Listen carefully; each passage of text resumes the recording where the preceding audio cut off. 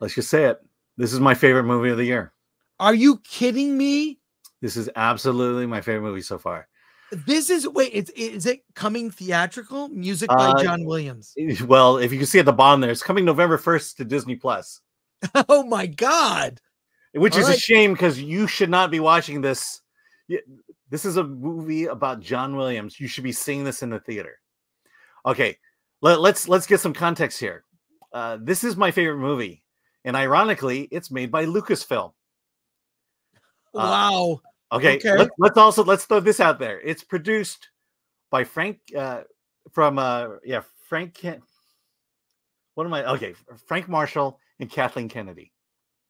This movie may just win them an Oscar. Are you saying that Kathleen Kennedy could go out on a high? Yes. On a high note? On a high note. Oh, literally a high note. Why? First of all, I only know this was on my radar. I want to see it. I saw the trailer for it and I got chills. I got chills. And I know something of John Williams' early life.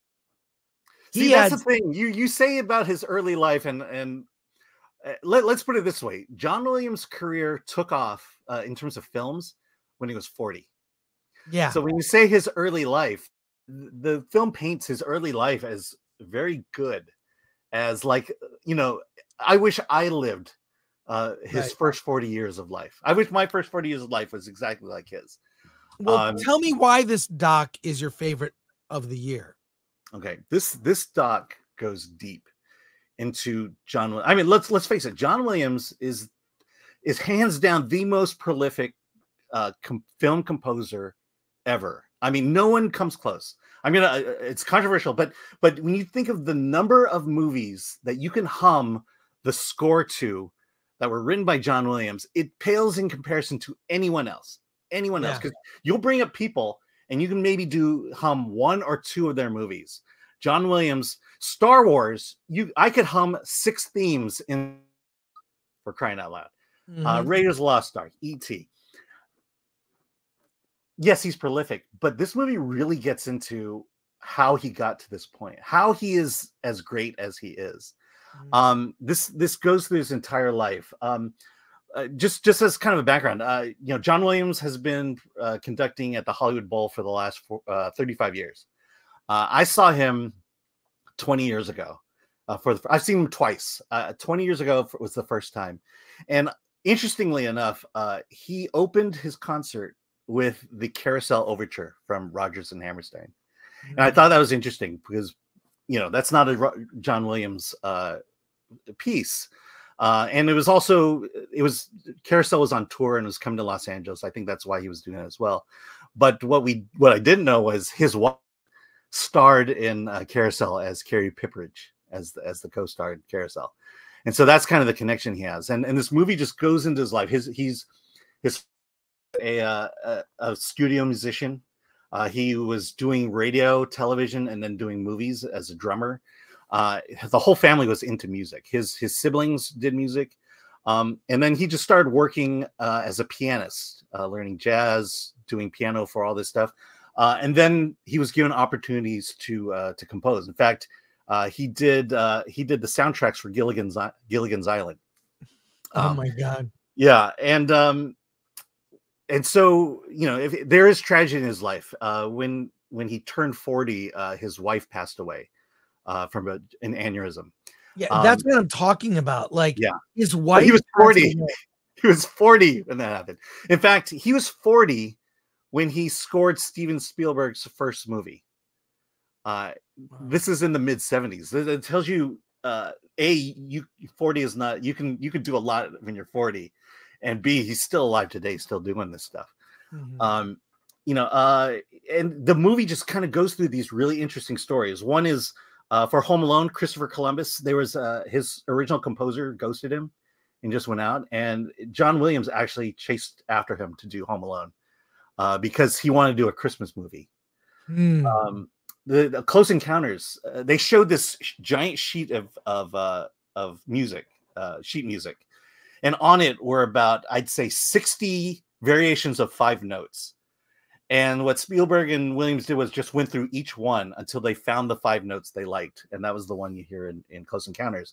And then they bring this music, they bring this this expert in music to talk about why those 5 notes worked compared to all the other ones, and it's a really fascinating conversation. John Williams was signed on to score Bridge Too Far.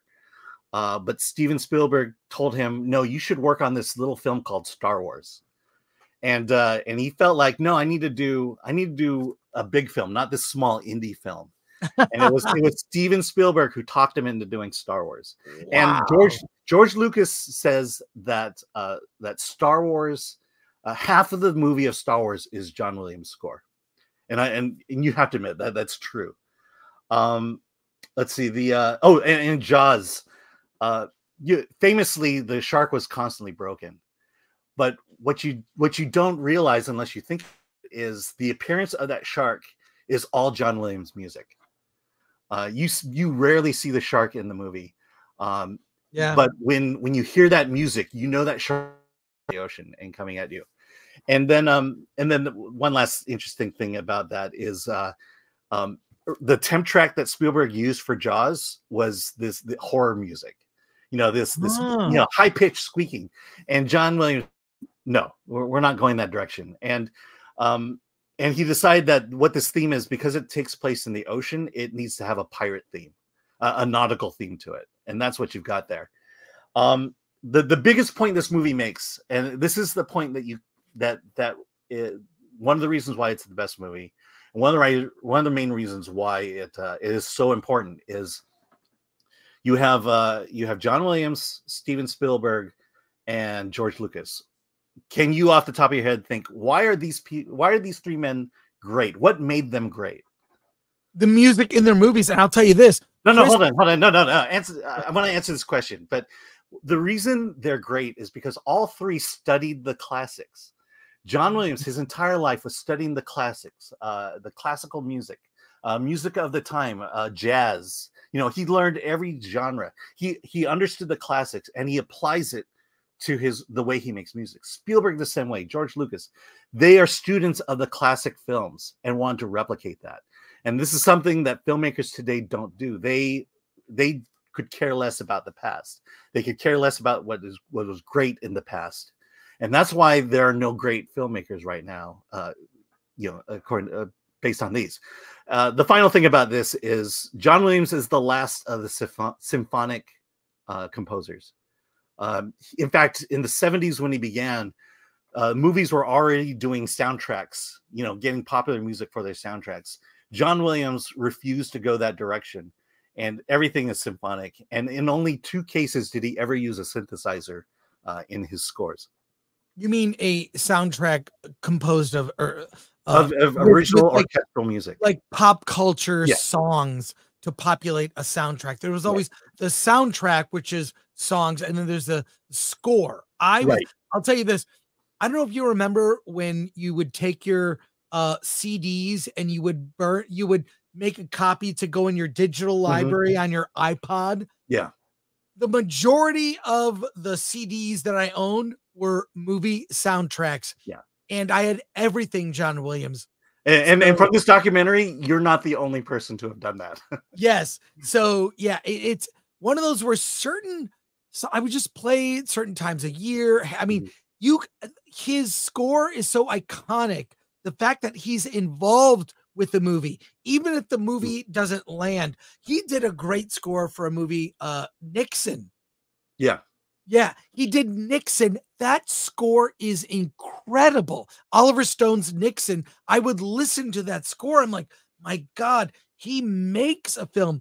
And I'll tell you this also, what I know about Christopher Nolan, he is obsessed with having a great score for his film. I mean, he mostly works with Hans Zimmer. I recently went to that concert, which was amazing. Hans Zimmer, very prolific. I don't think he's reached John Williams' height. No, not even close. Not even close. He's great. He's great, but not John Williams great. Yeah, no, John Williams is here, and here's everybody else. And everybody else is really good. Jerry Goldsmith. I could sit there and go James Horner. I could talk to you about film scores all day. but John Williams is the top of the game.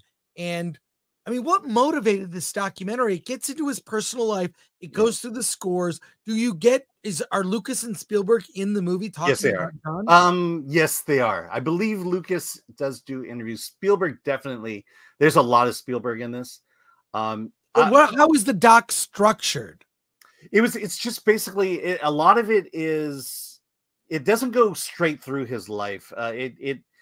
It feels like a traditional doc, but it does jump around a bit because there are points that they want to make. It even gets into him resigning from the Boston Pops after taking over the role. You know, there's another thing. So one of the reasons this movie is great, first of all, let's just get out there, the member berries. You're just not gonna not feel overwhelmed with emotion listening to these scores, listening to the scores against the movie. And I will tell you this, the Schindler's List portion of this will make you cry. It is just so beautiful. And to have it now set in context of why it was written, the importance of that song, and then to hear that song is the tear-jerking moment of the film. But full of memory, and the stories are just fascinating. And this guy's life, with the exception of the death of his wife, this guy has lived a storied life. You know, a life that everyone would be jealous of living themselves. He is just a nice guy. He is respected. He has done more for the world and humanity than most people you can think of. And you've seen he comes to the Hollywood Bowl every year. Mm-hmm. Yeah. I have seen that every year that it's here. I'll get tickets. It's an amazing concert. Yeah, because they show scenes from movies up on the screen, and you see like Raiders of the Lost Ark, and they're playing it live with the it's like a whole moment. The crowd is all ages, all walks of life, and it's very, very too. I remember the second time I saw him, it featured a tuba concerto. Well, they do different stuff, and he'll play original stuff there that's not out yet. Yeah, so I've been fortunate to go to see that. And it's the respect that he has is amazing. So and like with the Boston Pops, you know, yes, he does music. He does popular music, which is the reason he had to resign, because the orchestra hated the choices of music because it was all popular. It was all movie scores, and they wanted to play real classical music. And there was kind of a compromise that was made for his return. And when you see the Boston Pops, one of the things he brought to the Boston Pops was an exploration of music, to where he could actually study music while conducting it, and therefore just building his repertoire of inspiration for future scores. It's just it's got everything: good stories, member berries, emotion. I mean, that's the thing about the movie and music. It just draws emotion out of you, which is something that movies don't do a lot, haven't been doing lately. So highest recommendation. Look, if this is my favorite movie so far this year, it tells you the quality of movies we're watching right now. Because we constantly talk about it. We have not seen the movie yet. And to me, it's weird that the movie for me right now is a documentary about John Williams. That will be on Disney Plus, produced by Kathleen Kennedy, released through Lucasfilm. And she may win an Oscar for this. Okay, well, if she goes out on a high note, John Williams' work is done. Yeah. And I'll tell you, Frank Marshall has been producing and directing some really incredible documentaries for Disney Plus. See the Beach Boys documentary.